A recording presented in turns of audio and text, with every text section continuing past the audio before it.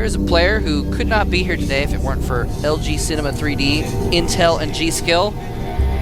He is our Zerg player, trying to close things out. Played well in game 1. Zenio. In game 2, actually. Though he lost it. Not looking too happy there. He looked a little bit, Yeah, it's almost like his eye was giving you the glare. Yeah. Here's our Protoss player.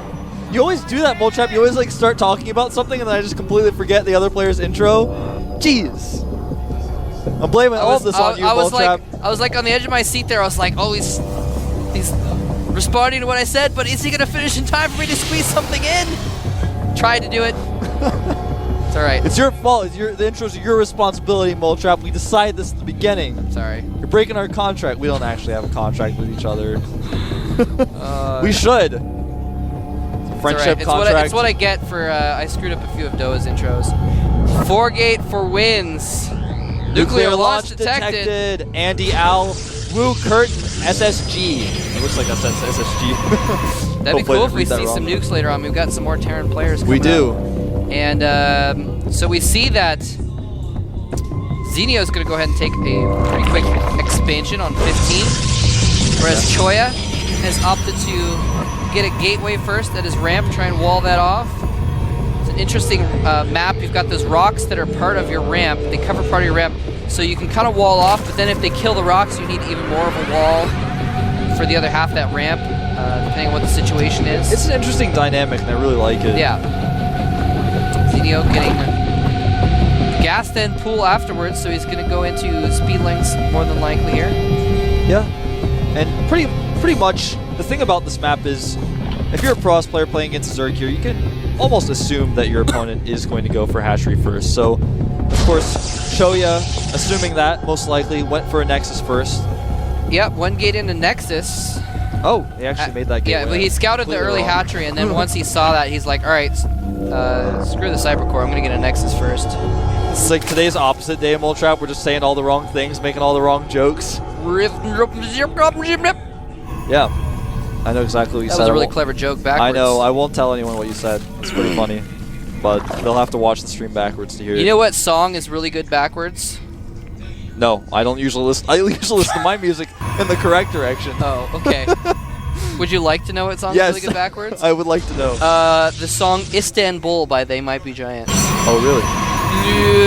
Nazi. That's how it starts. Me and for some reason, a friend of mine reversed that song and put it on a cassette tape. I'm that old that we listened to cassette tapes in high school, but we would listen to cassette tapes in this car when we drove around, and we'd listen to Istanbul backwards.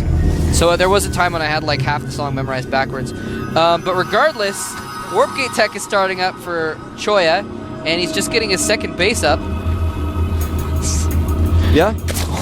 Sorry. Just thinking about, I was like, you're like, that was tapes? so random, I have nothing to say to that. Well, cassette tapes, you know, I listened to those when I was younger, but I know you're much more elderly than I am. Oh, wow. You're like, you're much, and I was like, how's a nice and way you to say paused, and I'm like, oh, like he realized he was about to insult me by calling me old, so he held back, and you're like, more elderly. I'm like, that's even worse. Well, I mean, I just wanted to say something that was nice, Moltrap. Like, elderly sounds respectful, right? You could have said like, oh, you have much more like experience with various forms of technology that I don't. That's what I should have said. I'm sorry. I'll have to write that in our new friend contract. Now, choya is actually moving out with a few units as well as a probe, and has added 3 more gateways, so he's up to 4 gates now. And a lot of you guys don't know this, but basically, goodness gateness. 4 gates is all you can support on 2 bases. The reason 6 gates are good off of 2 bases is because you don't spend a lot of money while those gateways are warping in, and suddenly they finish, and then you warp in a ton of units with those 6 gates, and you can't actually support them. Same is true of 4 gates off of 1 base. So choya is actually going to make me a liar and add an additional gate, but he's going up to 5 gates here. And I thought maybe he was just going to put on some pressure and not actually go. And again, losing 2 Zealots and a Stalker. Well, he's going to lose a Stalker at the very least. The Zealots may survive. Doesn't look like it's hard to tell how many Zerglings are hiding behind. No, there's plenty of Zerglings there. Well, actually, not plenty, just barely. That lasted a lot better than I thought. He actually was in a lot better position that time than he was last game when he caught off guard. Zenio has all 4 Zelnaga watchtowers, so he has vision of the entire middle of the map. And Overlords around the map. So Zenio's really in good shape here. He's going to run in with... Oh, the probe! Oh, we missed it on my screen. I saw the probe that Zenio was trying to make. A pylon was spotted and killed, and the pylon in the middle of the map just now spotted. Warp gates are warping in the middle of the map. There it is. Finally got a shot of it. That pylon just barely survived. Well, the Overlord did get in and saw more of the gateways going up in the background, so he knows that there's 5 gateways there, and might even think that there might be more. Yeah, these Zealots, I'm not sure exactly what he's up to with warping in these random Zealots over at the other side of the map. But he is going to pressure those Zerglings and maybe able to pressure the Zerg. Probably into making some Roaches. Yes, Roaches going up, but Dark Shrine is on the way. Now Zenio is going to have a lair. Now I'm not entirely sure what the plan is with this Dark Shrine. Looks like these Zealots are going to go ahead and attack here. Looks like he's not going to be able to save that pylon, but he may be able to target down this hatchery. Yeah, he might just target it down because Zenio doesn't have any forces right now. Yeah, he's got a few Roaches on the way, but they're not going to be there in time. Looks like those 2 Zealots on the edge might buy enough time for the hatchery to go down. Now he's just going to run these Zealots away. Actually, he's got so many Zealots, he may just try to catch these units off guard. They're off creep. Oh no, he's going to kill the Queen. And the Roaches aren't kiting very well, so he might lose 1 or 2. Yeah, he's kiting horribly. He's actually not kiting with those Roaches at all. So he loses a couple Roaches. He could have saved them all if he wanted to. The key is he lost that pylon. So he no longer has that pylon to warp in the DTs as close as he wants them. And that's really crucial. Dark Shrine is almost finishing. I was hoping that maybe he was going to save 5 DTs. So you have 5 DTs. You can kill a lair in the time it takes to morph an Overseer. So he can just go and target down the lair. Not entirely sure what his plan is going to be now. He's not canceling the Shrine. He still wants to use maybe get some map control. He may try to target down the hatchery again. And looks like Zenio's putting on some counter pressure. He's running those Roaches that he made across the map while his Zerglings kill the rocks. So he might try and... I don't know if it's going to be wise to, but he might... Okay, never mind. He's turning around, but I thought he might like run up the ramp and try and take it out. But those DTs are now running across the map. I think Zenio suspects, because he's running his forces back now to his main. He's running his Roaches back. Is he morphing an Overseer? He is not. No, he's not. I think when he saw, basically, he's like, oh, you didn't take your 3rd base. I should play a little bit more defensively. And now the DTs are coming in. He still doesn't notice them yet. Wow, he's going to get so many kills. Oh, man, there's so many drones to kill. He's actually splitting them. 1 going into the natural, or the backdoor expansion. 1 going into the main. Starting to rack up the kills. How fast is Zenio going to see this? He burrows his Queen at the main, which is kind of funny looking. And is running his drones, but not very well. They're actually stopped. Roach is coming in, and he's losing so many drones. He's not really microing his drones very well at all. Overseer does come in. Meanwhile, Blink Stalkers have moved through the middle of the map. He could try to snipe some Overseers with those Blink Stalkers. He has to be very careful about. It's not something I advise, but it is something that you can get away with sometimes. There's only 1 Overseer right now. That pylon's going to go up. If he snipes the Overseer and warps him around to DTs, that could be very deadly. And here comes those Roaches, though, to try and push things back. But he warps another round of Stalkers at the top of the ramp. And remember, Zenio has burrows, so he has to be very careful how he engages this. True, not as many force fields, only a couple sentries there. So he's actually engaging full on. And Blink Micro, he burrows right down. And Zenio walks right on top of those Roaches. Not entirely sure why he's walking on top of the Roaches. I don't think he has enough. Some of the Stalkers getting isolated, being taken out very quickly. Even a Hydralisk joining in on the battle. But choya warping in more units. It's going to be a close battle. Drones coming off the line. Yeah, it's going to be a battle of production, but I think that Zenio is going to have more production. Plus, with those Roaches burrowing to stay out of battle, he's probably going to be able to take out these Stalkers. He doesn't really have anywhere to blink to because he doesn't have any force fields to throw up. A lot of Roaches going down, though. It may just be too many reinforcements for Zenio, however. The Overseer is still alive. Could have maybe warped in some DTs, but decided not to. And man, looks like Zenio is going to hold this off just barely. A few more Roaches do come out. Not using his burrow as much as he could be. Maybe he suspects that there's an observer. Oh, there is an observer. Didn't even catch that one, Moletrap. I told you it's opposite day. Well, it is invisible after all. It is invisible. Yeah, that would have been nice to like snipe the Overseer warp in DTs, but he's going to go for this 3rd base instead. While Zenio is trying to get enough Roaches to deal with this, and it looks like those 5 gateways really making it so he does have enough firepower to hold back those Roaches. He's actually going to take out a lot of Roaches. He might need a burrow right now. A lot of them in low health. Is he going to let those Roaches die?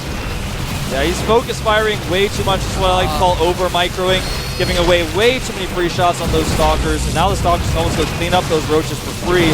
So low on health. It looks like Zenio's dead, man. I actually thought he was going to hold it.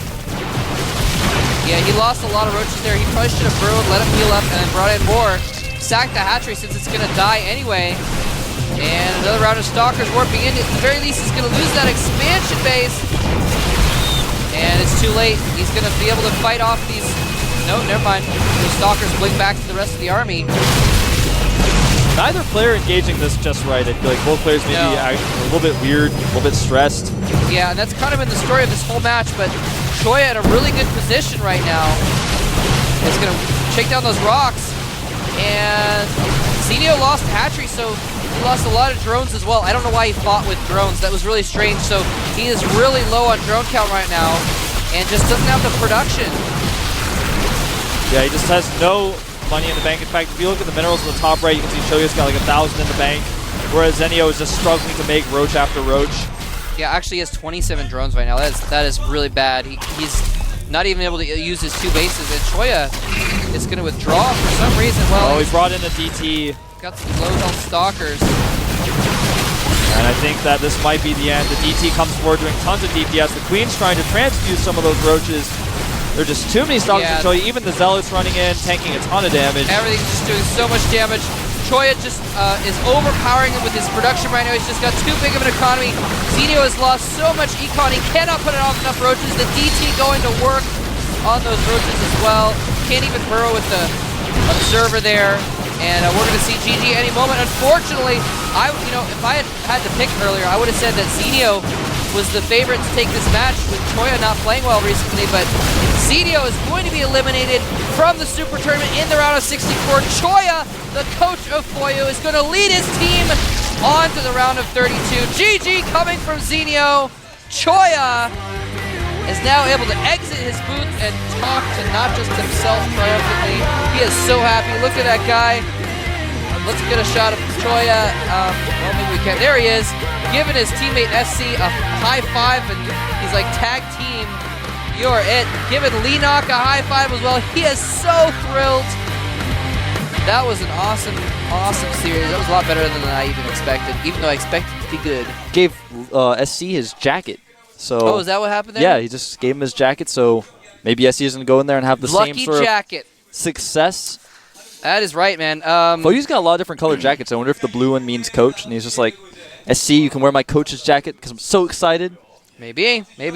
That was a pretty good series, man. Yeah, nice. I got to say, Protoss. Like you said earlier, like you're going to say right now. Well, I got to say, that attack went so differently than I expected. He made the DTs, they did a little bit of damage, not that much damage, and he just kind of seized Zenio's confusion. He moved the Blink Stalkers out in the middle of the map during all of that, and he just made a lot of them, and Zenio was like, something like, how do you have that much stuff? And then I can't really hold it, and then he was a little bit indecisive about his burrow micro.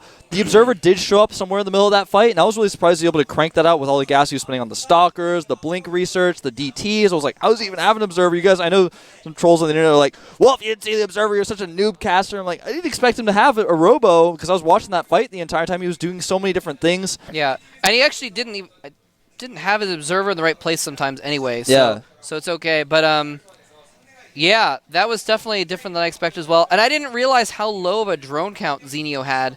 That when he lost 6 or 7 to those DTs, that actually put him really, really bad off.